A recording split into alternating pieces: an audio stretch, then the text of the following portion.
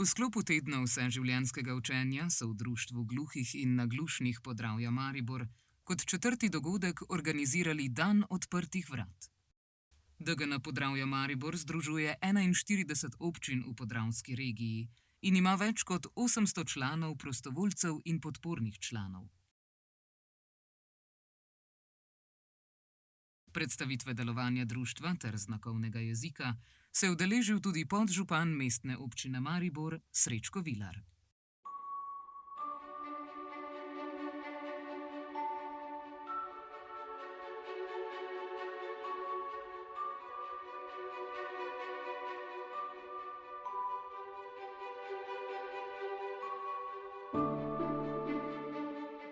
Mi smo želeli predstaviti naš svet gluhote, svet tišine in tudi malo predstaviti delo v društvu.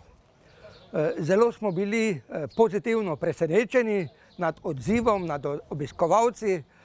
Še posebej smo bili veseli podžupana mestne občine Maribor.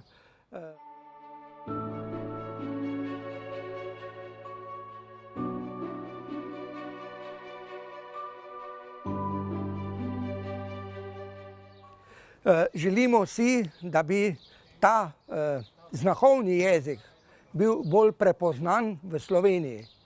Saj se zavedamo, da tudi vsak stik gluhe osebe z slišečo osebo ni vedno popolna komunikacija. Zato potrebujemo več razumevanja večinske slišeče okolice, potrebujemo seveda podporo tolmačev za slovenski znakovni jezik.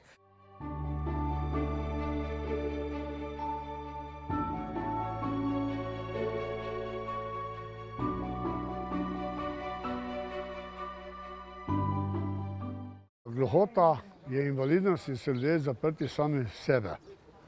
Ko se pa na tak način odpro ljudje v širši skupnosti pokažemo, mi smo isto ljudje kot vsi ostali. Vsa društva so prostor, kjer se njihovi člani lahko dejavno in brez ovir in težav združujejo ter skupaj premagujejo izzive. Gluhi se v vsakdanjem življenju še vedno srečujejo s težavami pri sporazumevanju s slišečimi, zaradi česar doživljajo socialno stisko in se premalo vključujejo v družbo.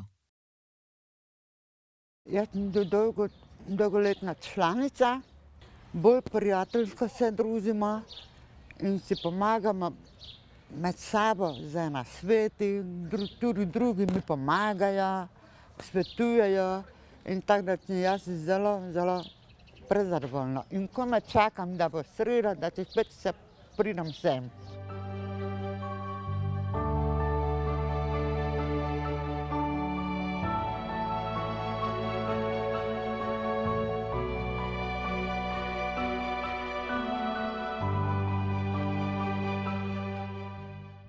Rad prihajam v društvo, ker sem navajen že od malega, že dolgo let. Srečujemo se, uporabljamo znakovni jezik, pogovarjamo se, kaj se novega dogaja, se sporazumevamo. Jaz, na primer, živim v bloku, v stanovanju. Na dvorišču so slišeči, otroci in odrasli mojih let, vendar se pogovarjamo samo osnovno. Zdravo, kako si, kaj o športu, globljega pogovora o raznih stvareh pa ni.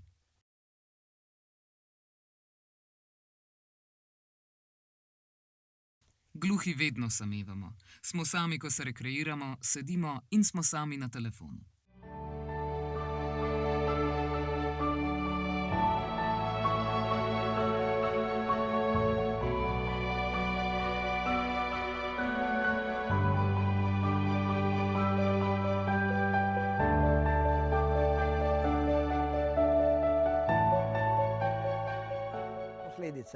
Gluhi prevečkrat v slišečem okolju so osamljeni, nimajo socialnih stikov in potem je tudi njihovo življenje nekoliko bolj težko, saj se vsi zavedamo. Bistvo človeka je pogovor.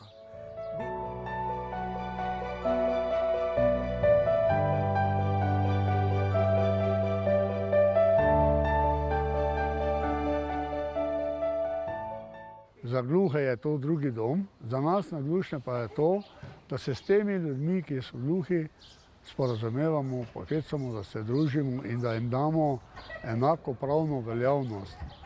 Ker mene najbolj srce boli, da nekdo gluho osebo tlači dol, oni so pa nekaj, ni res. Nekoč je nekdo rekel, ne, pred Bogom pa pred grobom smo vsi enake in to je res. Gluhe nekje imamo neke izkušnje, ne? Da so to ljudje, s katerimi se treba počasi pogovarjati, so pa eni iskreni ljudje in pripravljeni vsekakor pomagati tudi tem našim članom društva, ko so gibalno in tudi duševno ovirani. Znakovni jezik je jezik, katerega osnovne kretnje vidimo že pri otrocih, tudi slišečih. To je vizualen, živ jezik. Predsodkov se gluhi še vedno težko znebijo, vendar poudarjajo, da z malo truda, mimike in tudi pisane besede pogovor med gluhimi in slišečimi zlahka steče. Smo bili pozitivno presenečeni, ko so se odzvali našemu povabilu otroci, najmlajši. In ko smo mi začeli pokazati znakovni jezik, otroci so bili zelo radovedni. Oni nimajo predsodkov, ovir, kaj to nič, to se boji, ampak z radovednostjo so gledali nas, se hitro naučili in potem tudi naš član Andrej Vivod, ki je to vodil učenje znakovnega jezika, osnove sporazumevanja, on je bil navdušen in potem je še bolj želel več kreten besed pokazati tem otrokom. To so take pozitivne malenkosti, ker verjamemo, če bomo z malim naučili, da ne bo kakih ovir, potem tudi, ko bojo večji, bojo enako lažje sprejemali gluhe ljudi.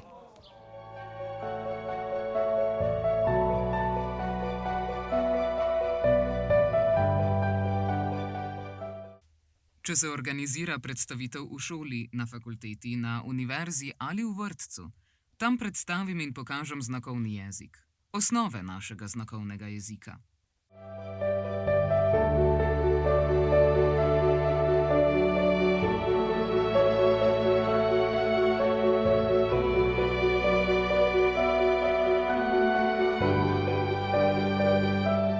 Znakovni jezik mi je zanimiv, ampak nikoli nisem imel prilike, da bi se ta jezik učil. Poznam pa že nekaj znakov iz izkušenj. Parkrat nisem, ja, pa bi želela priti na tečaj, da bi to znala uporabljati, ker nič ne vem, kako dolgo bom lahko nosila slušni aparat. Z ozaveščanjem širše javnosti o gluhi skupnosti in načinu njihovega sporazumevanja se počasi približujemo vključujoči družbi, v kateri so gluhi in slišeči enakovredni. Že najmanjša gesta ali celo nekaj osnovnih kreten nekomu lahko polepša dan. Ko vidite, ko srečate gluho osebo, ki kreta, ne obrnite hrbta. Naprimer, eni slabo vidijo, imajo očala, eni slabo slišijo, imajo slušni aparat. Ker beseda osebe z izgubo sluha zajema vse. Od gluhih, naglušnih, polžji vsadek in tako naprej, tudi gluhoslepi.